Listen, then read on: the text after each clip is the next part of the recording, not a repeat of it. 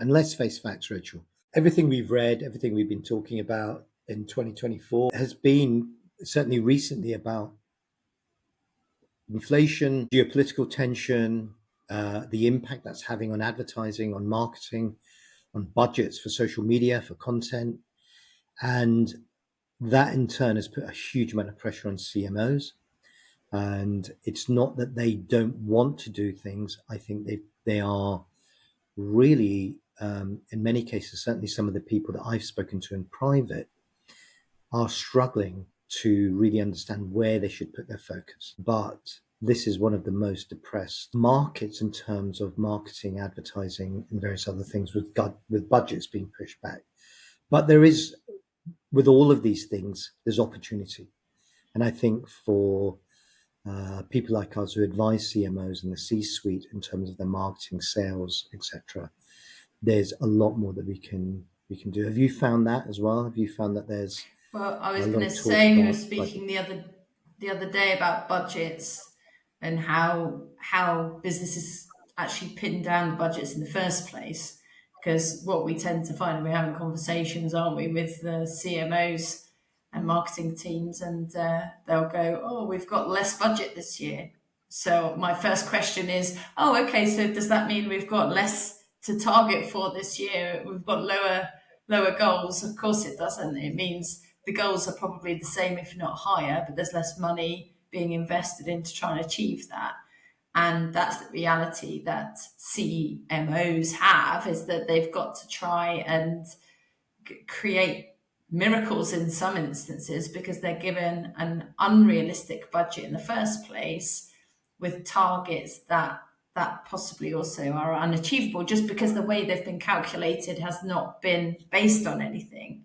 And I think that sometimes immediately puts the CMO on the back foot, because their main target then is, how do I hit these numbers, let alone all the technology they've got to worry about, the AI that they've got to worry about, the platforms they should be investing in. How do we hit the numbers is the first thing, because that's what they're held accountable for. Yeah, I think there was most recently, there's two big things that are coming up that I think it's worth us talking about. And I'm going to reference two people, Nathan Anibaba at Bridge, who does some of the best podcasts out there. He's written a couple of great posts on LinkedIn recently, and he was talking about budgets, budgetary constraints, and what can be done about that. And then number two was Andy Lambert at Adobe talking about our obsession with attribution, and that everything in marketing has to have a number indexed against it. So, to your point, Rachel, that how did we arrive at this budget?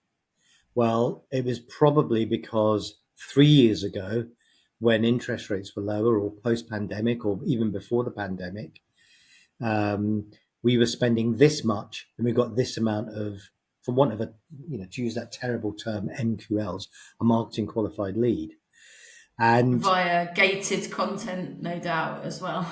yes, via gated content, via, a Google click, via that was the last click. And that's how companies and investors and people who raise capital for businesses, which in turn they use that money to recruit people, to develop their product, hire salespeople, and invest in marketing their brand and a few other things. But they're the core areas that they invest in.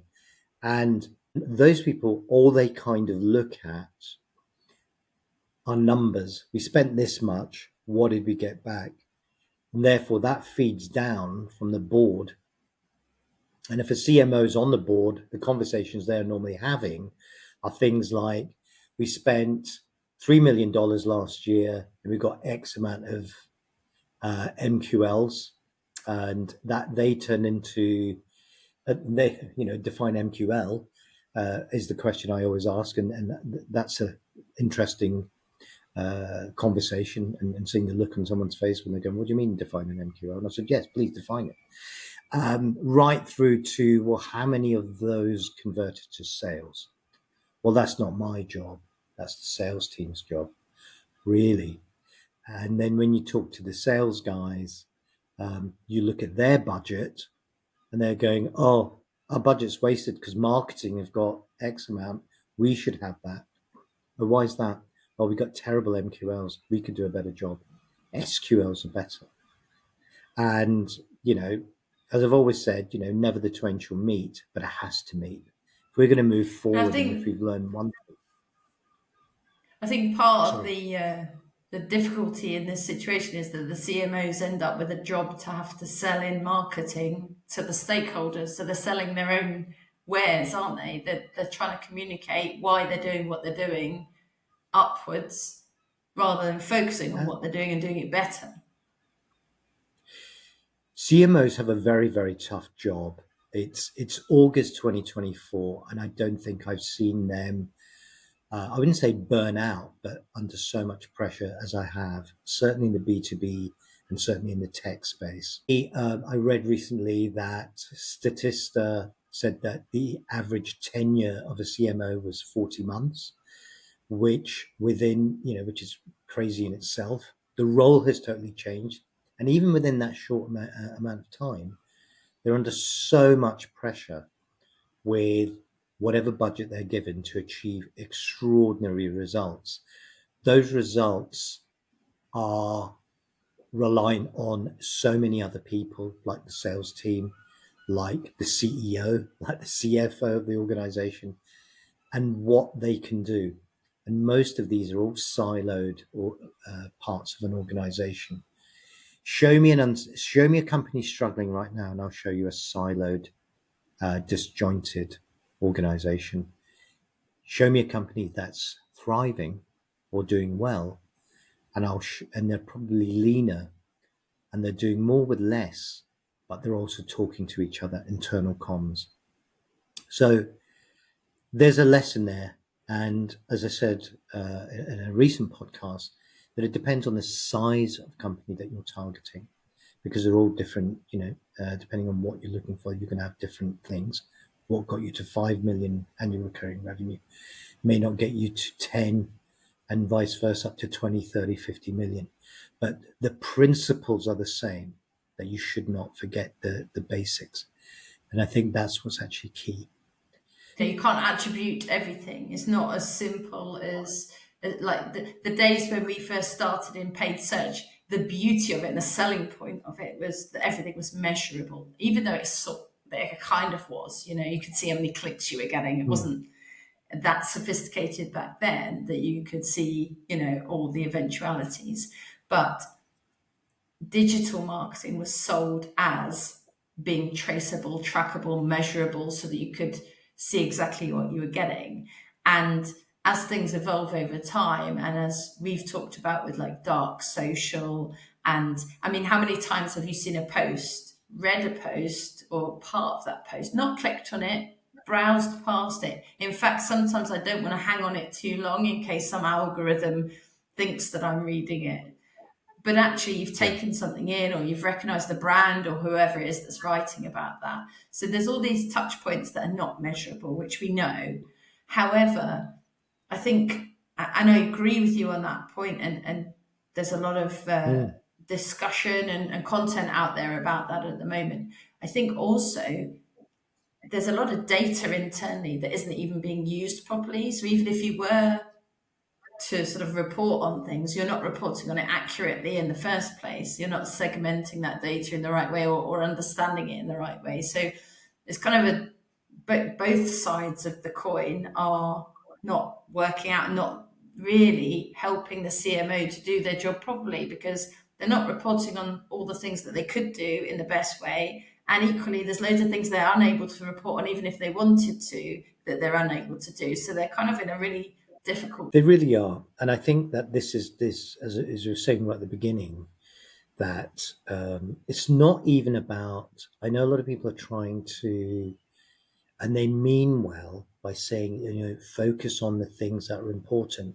focus on the ICPs, focus on these particular areas, focus on brand. The reality is that, yes, ICPs are important, an ideal customer profile. That's not really how people are buying, because that is the reality in the B2B space. The buyer is in control. And what we need to be doing is engaging with that buyer. And the CMO's role is very difficult because of this attribution and having to put a number against everything. And we, as we've always said, even 10 years ago, that number on the spreadsheet is either an investment or a cost. And depending on who your CEO and CFO are, it's a crucial question. Is that budget a cost or an investment? Because if it's an investment, the 50 grand you're going to use as part of your marketing budget to invest in a podcast, you're not going to see any results. You might not see any results for 6 months, for 12 months. But once you've done a number of podcasts, believe you me, in 12 months' time, you're going to wish you started today, because you cannot attribute what that podcast is doing. It's giving you everything that paid media can't. The thought leadership, the reach into people's ears while they sleep or while they're driving, hopefully not at the same time, while they're doing their run, while they're at the gym working out and they're talking about someone who took a company from here to here, the techniques they use, the creative they use, the content they use to actually help them achieve whatever objective it was, how they even define their objective. All of those things become really important. And that's why people always say, oh, there's so many podcasts out there. Well, yes, there are. But it's like saying there's so many estate agents out there, but there's new ones coming up all the time. And there's better ones than other ones. But like there are YouTube videos, there is probably a YouTube. If you want to do anything, if you want to invent or start an investment bank in London, there's probably a YouTube video that will show you how to do it, let alone how to wire a plug or to fix something on your car, replace a bulb or whatever it is. So there are levels of information, and obviously the cream rises. But you as and I as a buyer, you and I are buyers as well. We choose who we engage with on YouTube. We choose which podcasts we listen to. I know the podcast you listen to, and you've shared some of them with me. I'd never heard of some of them before. And they are now I listen to them all the time. And then there's your daddies, your Joe Rogans, your Jordan Petersons, your whatever they are, that really intellectual. And then you've got your funny ones. So we, all of us, we pick and choose, and that's the same with buyers of product. The CMOs are in a tough position at the moment. They've got high targets. They can't track everything, can't measure anything. Everything they're told or asked to report against to show the value of the investment. What do you think would be some key top things that you would say to a CMO? This always goes to the top. Did I hear a seagull there? It sounds like you're in Brighton. But it was,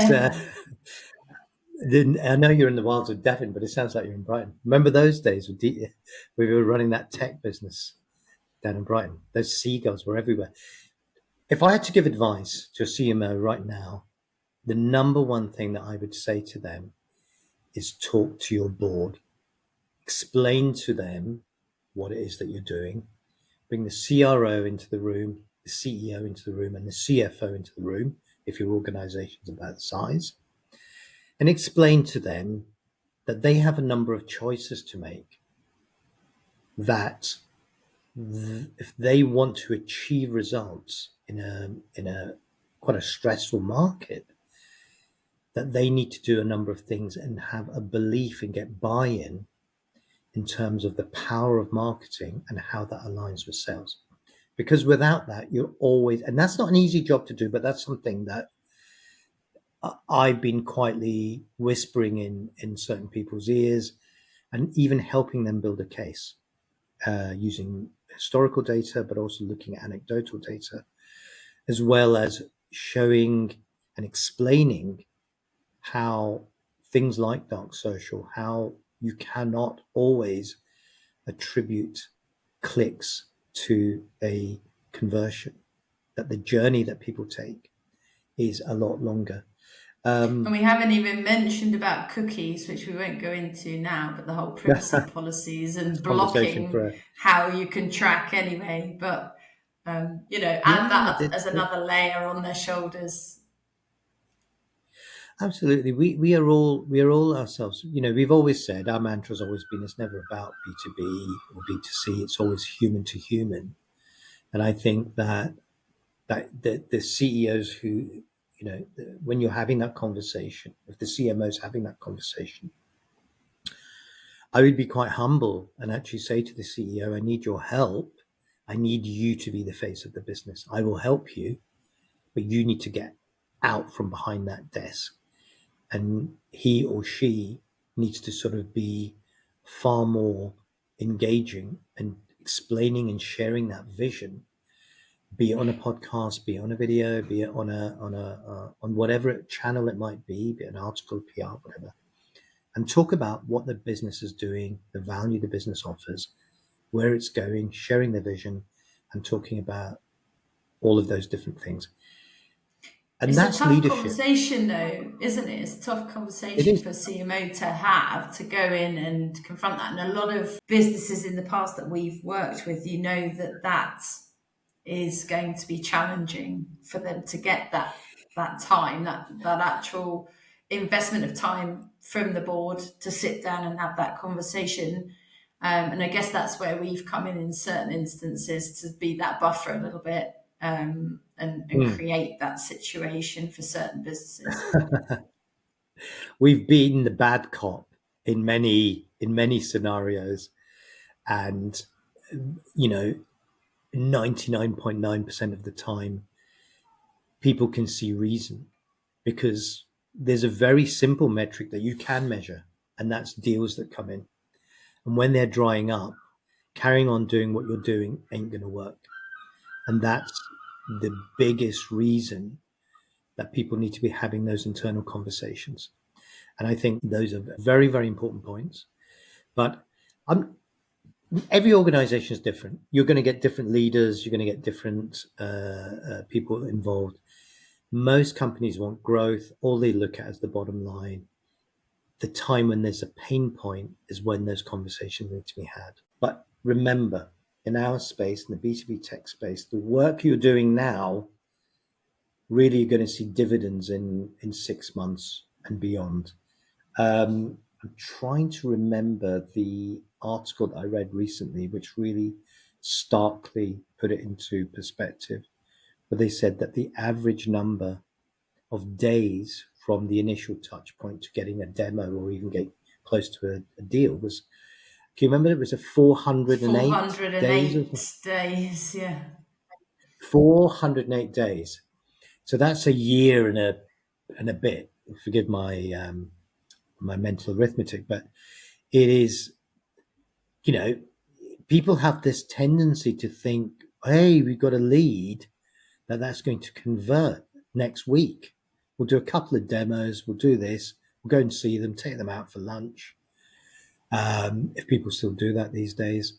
And then before you know it, we're going to be great. Mentally, they've already spent the money. And yeah, so there's a lot to unpack. There's a lot more to talk about. Key takeaways that I would actually give are: communicate internally, communicate with your strongest ally, your CRO, because it's your creativity that brings in opportunities. There should be a collective approach. Talking of collective, the CRO and the CMO should be in dialogue with the CEO and CFO all the time.